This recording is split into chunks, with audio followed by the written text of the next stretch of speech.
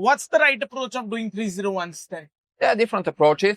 Should be home page, it should be category page, or maybe page to page? Like the only thing you should definitely not do is take all of your pages of the domain you're gonna redirect and redirect them all to the home page of the. So because 404. Yeah, no, it will cause filter by Google to ignore the redirect because this is the oldest and like most brute strategy. Yes.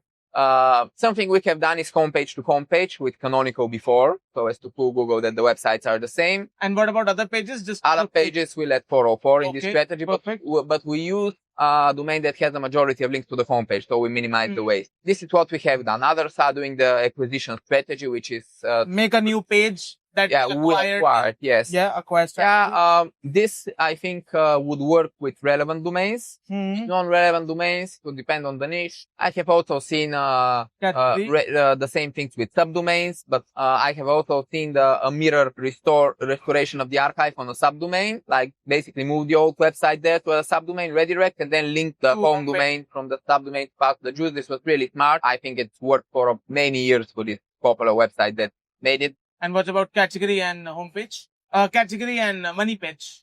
In this last case? No, in general. How about doing a category or just the money page redirection?